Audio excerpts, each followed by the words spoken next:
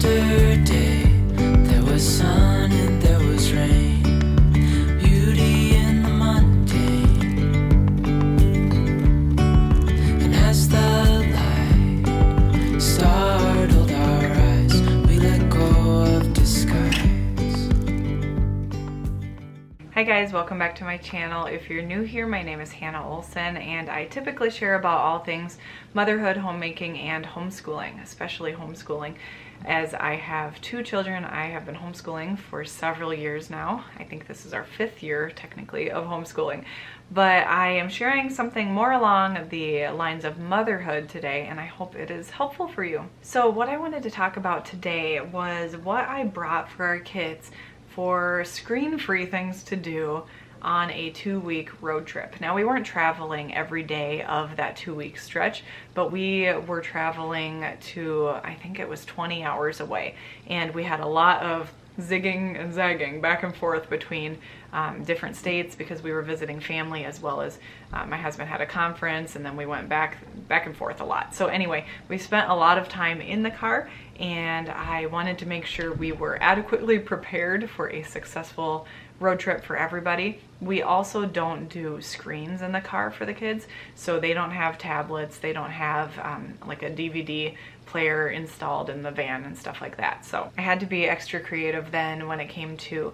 what would engage our kids. And I've heard before that you want to contrast between entertaining your kids and engaging your kids. I wanted stuff that would engage them as much as possible instead of just like entertain them and keep them just subdued. I wanted them to have stuff that would, you know, make their brains work and keep them thinking and just give them exciting, fun things to do. I feel like a road trip is a fun chance and opportunity for me to kind of give them fun little treats and things that'll just really brighten their day. And I love seeing the smiles on their faces when I pull out the brand new toy or something that is a fun new activity. So I wanted to share with you, I have a whole list here of everything that I could possibly think of that I brought on this road trip. So for a little bit of background, we have a 6.5-year-old girl, a 4.5-year-old boy, and let's see, how old was she on the trip?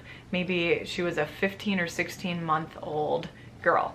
So anyway, we had a 1-year-old, basically almost 1.5, and a 4 and a 6-year-old. Now, since I am sitting down to film this during my kids' quiet time, my baby is napping, the 2 older kids are upstairs during their quiet time, I did not run around and grab and gather everything that I had brought on the road trip to show you, but anything I can, I will be linking down below, of course, and maybe I can share any screenshots up here. We will see what I end up doing, but either way, I hope it's helpful for you. I actually watched some similar videos to this before we went on our road trip when I was really trying to conceptualize and plan out what activities I wanted to have for the kids. So I really hope this is helpful for you if you have kids anywhere in this age range. The number one thing we brought on our trip was our Yoto players.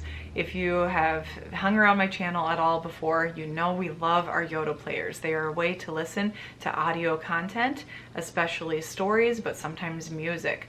And they are an ad-free and screen-free way to enjoy audio content. I have entire dedicated videos about our favorite cards, or just plain what the Yoto player is and kind of how we utilize it in our family. So I will link some of those videos down below. I also can link a blog post down below where I really lay out, maybe if you would prefer to read a blog post, I have all the information about those. So we own 2 mini Yoto players. They are about, I think, $70 each. And we brought those for Sophie and for Soren, our 6-year-old and our 4-year-old. They already were accustomed to their Yoto players, although frankly, if you bought a Yoto player for a trip, I bet you would be blessed with a lot of quiet, happy time in the car because it would be so novel. But they still are so novel, and our kids are such fans of their Yoto players all the time. So we brought those, we brought their cases, which I can also link below.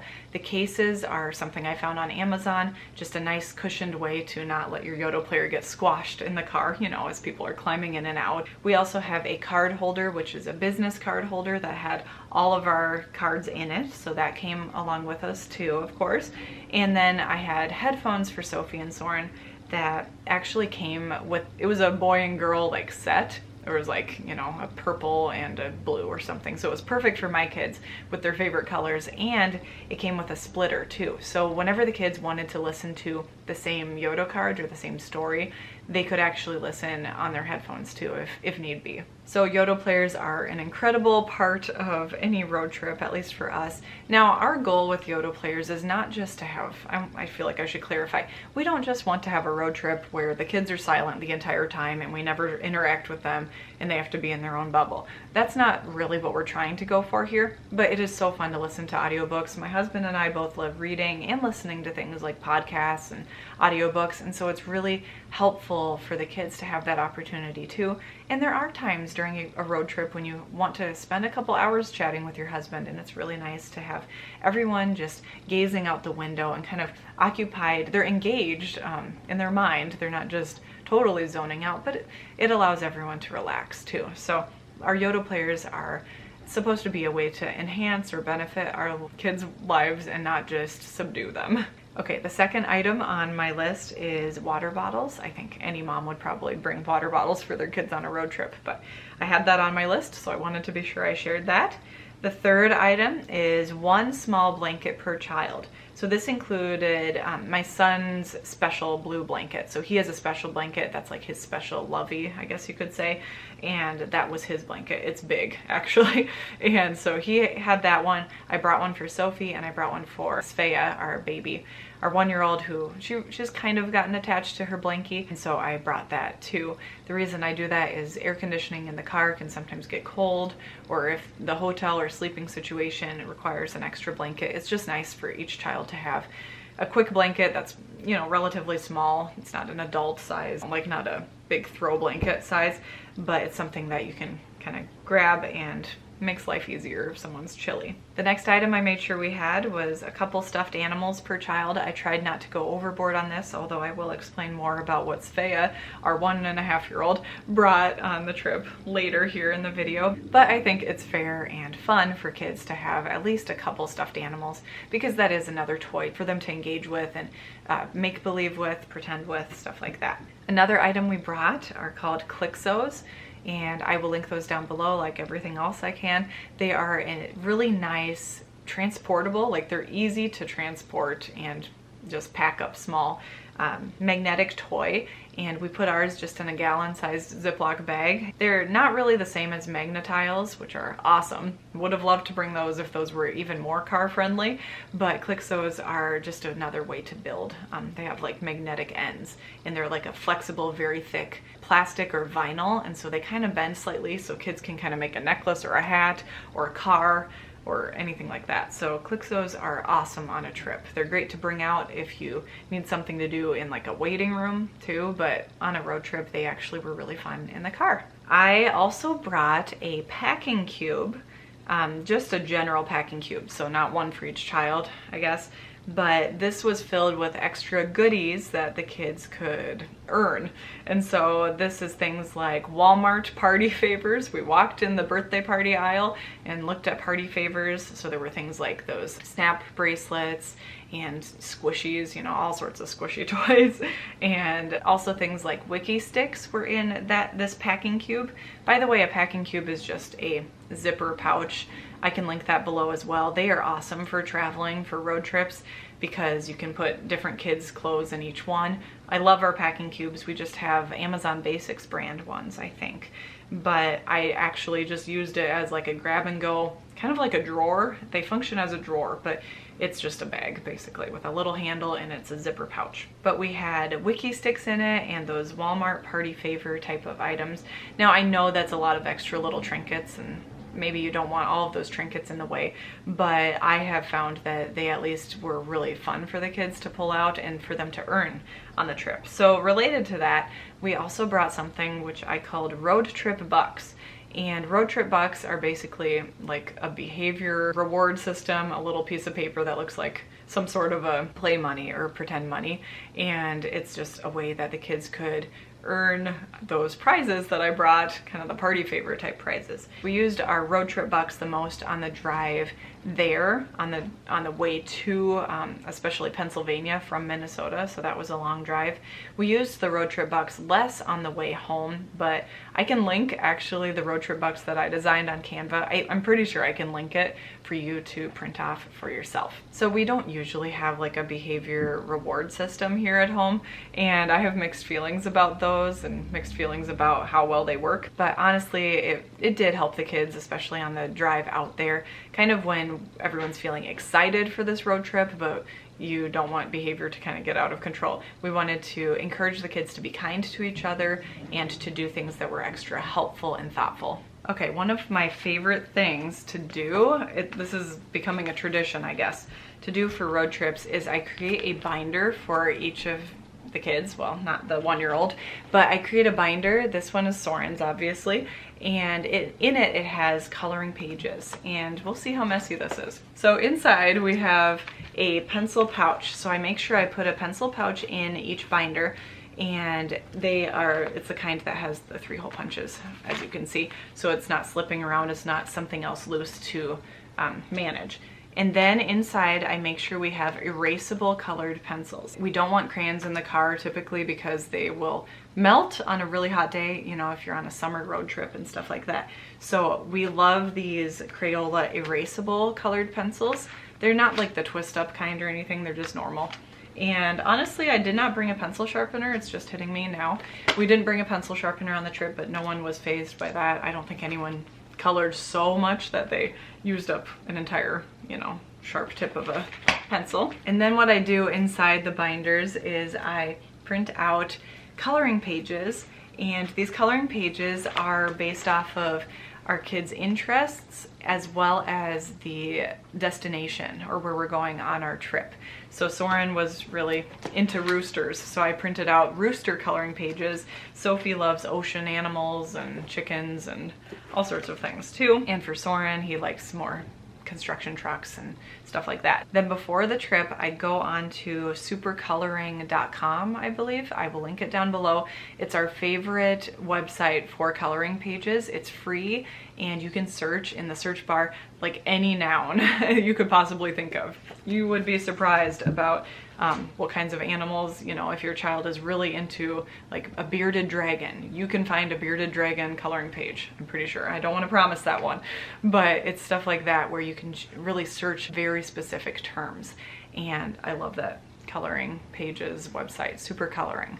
And so I printed out a bunch of coloring pages for them, and since we were going to Washington, D.C., among other places this summer, I printed out some memorials or landmarks, coloring pages, things that they could remember from Washington, D.C. And I thought that, I just love how that connects the dots for them. And for instance, a year ago or last September in 2023, we went to Mount Rushmore. So I had done the whole binder system before for that, and I did a coloring page of Mount Rushmore, and Sophie actually took it out of her binder and ran with it up to Mount Rushmore and was trying to color it while she was there. She was just excited to try to match the colors. It was really cute. But anyway, having a binder full of interesting and engaging and then really relevant coloring pages for the kids is just so helpful. I highly recommend that one. If you don't pick anything else from this list today, I would say definitely do the coloring page binder and Yoto players if you can. Okay, the next thing that I brought was magnetic blue kid trays, I think they're called. So if you've heard that you can put like magnetic letters on a cookie sheet or a baking sheet, that works really well sometimes, but I didn't know that all of ours were magnetic. I actually went ahead and bought, maybe I can insert a screenshot here, but I bought these blue kids trays. So they're slightly smaller, they're like a smaller cookie sheet, kind of a good size for a kid's lap, maybe like a little longer than this, but they are magnetic. And then I got magnets for the kids. Now, if you see me looking down here, I'm just looking looking at the list here on my laptop, I don't want to forget anything. But the magnets I got for Soren were this car magnet set, so a bunch of like transportation and vehicles and stuff like that. Sophie's little magnet set was a dollhouse, so it had furniture and just little elements of things you'd find in a house. And I got those because then the kids could take that magnetic set that was kind of made to be a little magnetic scene, but instead they could put it all over their magnetic tray. And then for Svea, because I did get our 1-year-old one of those magnetic trays too, I got her just some simple, it was like photos of animals. It was animal magnets basically. I'll link all of that down below. I thought the magnet idea was super fun. They did all absolutely love it too. Another random item I made sure to bring on this trip, which ended up being really fun, was a pack of those googly eye stickers. So just tiny little eyes that kind of, if you shake it, they move around. But I brought them so the kids could draw with them on maybe the back of one of their coloring pages in their coloring binder, and then they can draw any creature or person and then affix those little sticker googly eyes to them. So that ended up being really fun. Another thing we brought was a couple maze books from Hobby Lobby. Hobby Lobby has a lot of cheaper coloring books, so if you have an opportunity before a trip to go and kind of just page through or look through their coloring book section, you can sometimes find big thick coloring books for $1.99, which is wonderful. And the maze books were really fun. I think we had a couple Bible mazes or just other general maze books. Another thing we brought on the trip was a road trip bingo game. It's one of those cases that it's magnetic, and so it opens up and there are two sides that are actually two different bingo boards, and it comes with little circular magnets so your child can mark off, you know, each of their, it's like the markers for a bingo game, anything that they spot. And the road trip game that we brought had specific items that you would see on a road trip. For instance, like a stop sign or a cow or a silo out in a field, things like that. So that was a fun one for the kids. They kind of pulled that out more towards the end, but it's a really good one to have along. Another item I brought on this trip was a small stack of picture books, like a few books about chickens, because our kids are really into chickens right now. We have some chickens and that's kind of been our theme of this summer. So I brought a few of our chicken books, and these were also helpful in the hotel room too. It's always nice to bring a couple bedtime story books. And then a couple books about Washington, D.C., because that's where we were going.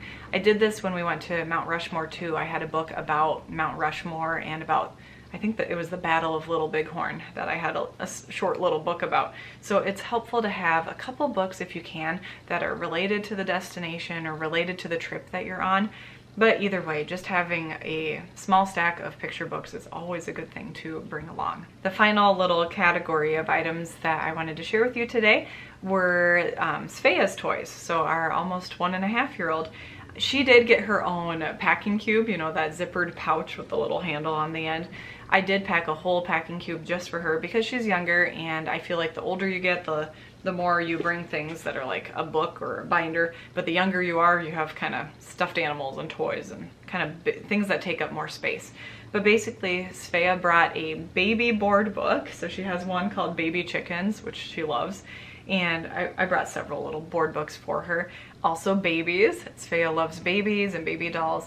And so I did not just bring one baby. And the reason is because she would drop them or throw them, as little kids do, as 1-year-olds do. And I couldn't always crawl back there or grab them, or we couldn't stop the car and things like that. So Svea got to be not minimal with the amount of toys that she brought on the road trip, because it was really nice to just have, I had her packing cube kind of up by me and she sat behind me, so I would be able to, if she dropped something, I could easily grab and hand her the next baby doll or the next little item. Svea also had a brand new silicone pull toy. It actually helped though that she saw it the day that I got it from Amazon, like when the package was delivered at home, because I actually opened it up and I taught her how to use it, how to play with it. It just took a second, but I taught her and she got a little excited about it. Then I tucked it away for the trip a few days later.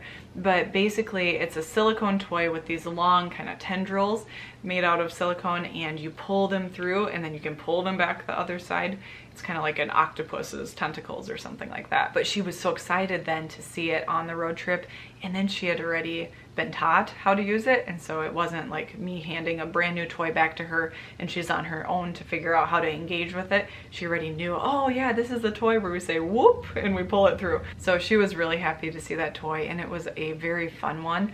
I would highly recommend that even as like a gift idea for a young child, like a 1-year-old.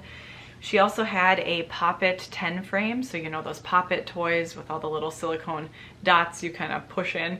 That we just have little 10 frames for homeschool and for just fidget toys in general. So Svea got a couple of those 10 frames to play with. We have this, I think it might be from Lakeshore Learning, a sand or hourglass toy. So that was fun for her to look at for quite some time. And of course she had her magnet tray and her little magnet animals that I mentioned earlier. So those are all the items we brought on our road trip in terms of keeping the kids engaged. It allowed us to have a very fun road trip, and there was a lot less complaining because we were so intentional on the front end of this trip. I feel like if you just grab a few items and hop in the car, that isn't always going to set the stage for really intentional like learning or games that you can play. So it really helps to plan it out a few days, at least a few days in advance, so you are all set for a really fun time and enjoyable family memories. If you like this kind of thing, if you like hearing about different engaging toys and stuff like that, I have other videos that are kind of similar. I recently shared a video actually on my channel here about our grab and go activities, and a couple of them I mentioned today, but they're kind of different categories because it's different situations. We have a whole bench in our front entryway that I keep grab and go activities in, and those are for things like waiting in the dance studio waiting room, or the doctor's office, or in church, or in a restaurant. So I recommend looking into that video too if you're looking for other little toys that can kind of help kids out when they're waiting at a restaurant or something like that. So that's it for today's video. Thank you so much for watching and for being here. I hope it was helpful or fun for you to hear what we packed on a road trip for our 3 young children. And if you're interested in following along with homeschooling, that's especially what I share about here on my channel. Be sure to hit that subscribe button and give this video a thumbs up if you enjoyed it. You can also follow along with me over on Instagram, where I share more day-to-day updates or day in the life content. It's really fun to just share those little moments from our day over there on Instagram. I have an email list that you can join where I send out email newsletters sharing what is new on the blog, new on YouTube here, but also a tried and true recipe recommendation, because I know that all of us moms love hearing new recipe ideas and ideas that might be a hit in their own family. Another couple items I wanted to mention: I have a free productivity webinar for moms. It's about my 4 top secrets for being productive as a mom of young children, even if you don't have outside childcare. That's especially what I am passionate about. I love sharing ways to streamline your day and still find joy in your day. I don't want you to feel overwhelmed, and I want to help you out as best as I can. So be sure to check out that free webinar. I will link that down below, and hopefully it'll give you some actionable steps that will help streamline your day, help you feel less like you're drowning in the chaos of day-to-day life with young children. Finally, I have an online motherhood and homemaking course. It's called the Present Mama Playbook. It is currently wrapping up, or maybe just wrapped up, its session that ran all summer long. It is always so wonderful hearing how the Present Mama Playbook has helped other moms in their motherhood journeys, and I would love for it to help you too. So right now it's not open for enrollment, but be sure to join the waitlist down below if that sounds at all interesting to you. Thanks again for being here. I hope you're having a wonderful day wherever you're at, and I'll see you in my next one.